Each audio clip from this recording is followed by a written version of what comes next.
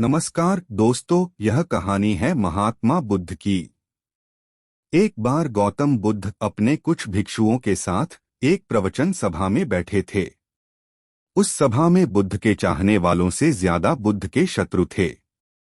यहाँ तक कि जिसने वह प्रवचन सभा आयोजित करी थी वह भी बुद्ध से ईर्ष्या करता था।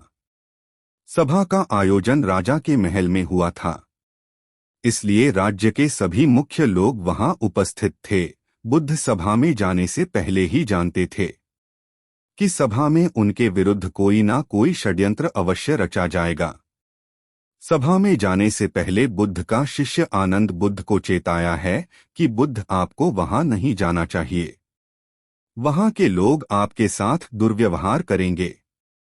ना जाने उन्होंने आपके विरुद्ध कैसा षड्यंत्र रच रखा हो, लेकिन बुद्ध अपनी करुणा के चलते वहां जाने से खुद को नहीं रोक पाते। सभा की शुरुआत होती है। बुद्ध के साथ कुछ तीखे प्रश्नों से बुद्ध से ईर्ष्या करने वाले लोगों का यह प्रयास होता है कि बुद्ध से कोई ऐसा प्रश्न पूछा जाए जिसका उत्तर बुद्ध ना दे सके, परंतु बुद्ध सभी प्रश्नों के उत्तर बड़ी ही सरलता से दे देते हैं। सभा में उपस्थित लगभग सभी लोग अपने अपने प्रश्न पूछ लेते हैं और उन्हें उनके उचित उत्तर भी मिल जाते हैं। अचानक वहां एक स्त्री आती है और बुद्ध से कहती है, आप ध्यान की बात करते हैं, आप ज्ञान की बात करते हैं, आप सत्य की बात करते हैं, आप लोगों को सत्य के मार्ग पर चलाने की जिम्मेदारी लेते हैं, परंतु क्या आपके भीतर तनिक भी दया नहीं? क्या आपको मुझ अबला की कोई चिंता नहीं जिसे आपने गर्भवती बनाकर छोड़ दिया है? क्या आपको मेरे पेट में पल रहे बच्चे की कोई चिंता नहीं? उस स्त्री की बात सुनते ही सभा में हड़कंप मच जाता है। सभी लोग एक दूसरे से बातें करने लगते हैं।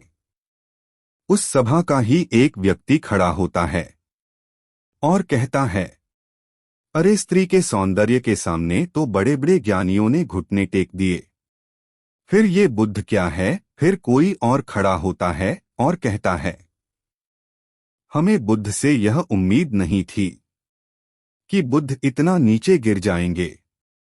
इसी तरह से सभा के बहुत सारे लोग खड़े होते हैं और बुद्ध को भला बुरा कहते हैं, बिना सत्य को जाने ही कि सत्य क्या है। लोग बुद्ध को भला बुरा कहना शुरू कर देते हैं।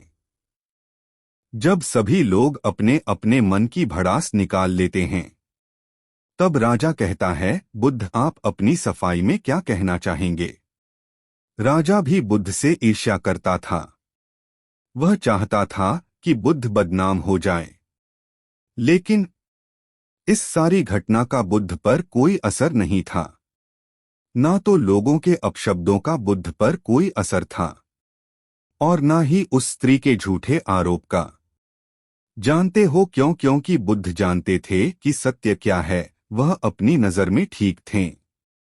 सूत्र यही, चाहे पूरी दुनिया आपके खिलाफ हो जाए, अगर आप अपनी नजर में ठीक है, अगर आप जानते हैं कि आप सत्य के साथ हैं, तो आपका कोई कुछ नहीं बिगाड़ सकता। सभा के सभी लोग संदेह में थे।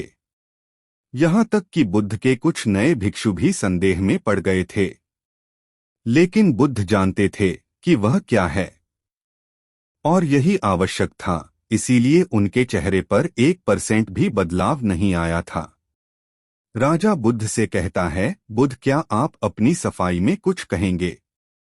बुद्ध उस स्त्री से कहते हैं, पुत्री, इस पूरे ब्रह्मांड में केवल 2 ही लोग इस सत्य को जानते हैं कि तुम सत्य कह रही हो या असत्य। इससे पहले कि बुद्ध कुछ आगे कहते, वह स्त्री बुद्ध से अपनी नजरें चुराने लगती है। असत्य का सहारा लेने का अर्थ है कि आप अपने भीतर डर का बीज बो रहे हैं। अब यह बीज जैसे जैसे वृक्ष बनेगा, वैसे वैसे आपकी समस्याएं बढ़ती जाएंगी। उस सभा का ही एक व्यक्ति उस स्त्री से कहता है, तुमने बहुत बड़ी बात कही है। अगर यह गलत साबित हो गई तो तुम जानती हो ना कि तुम्हें क्या दंड दिया जाएगा। उस व्यक्ति की बात सुन उस स्त्री के हाथ पैर कांपने लगते हैं और वह तेजी से वहां से भागने लगती है। तेजी से भागने के कारण उस स्त्री ने अपने पेट से जो गठरी बांध रखी थी वह खुलकर जमीन पर गिर पड़ती है और सत्य सबके सामने आ जाता है। उस स्त्री ने अपने पेट से गठरी इस तरह से बांध रखी थी जिससे लग रहा था कि उसके पेट में बच्चा है। राजा उसी समय उस स्त्री को बंदी बनाने का आदेश देता है, परंतु बुद्ध के कहने पर उस स्त्री को क्षमा कर दिया जाता है। एक बात हमेशा याद रखना कि धैर्य और आपकी ही नजरों में सही होना आपको बड़ी से बड़ी समस्या से बचा सकता है। दोस्तों, आपको कहानी कैसी लगी कमेंट बॉक्स में जरूर बताएं। दोस्तों, हम आशा करते हैं कि आपको बुद्ध और गर्भवती स्त्री की कहानी पसंद आई होगी।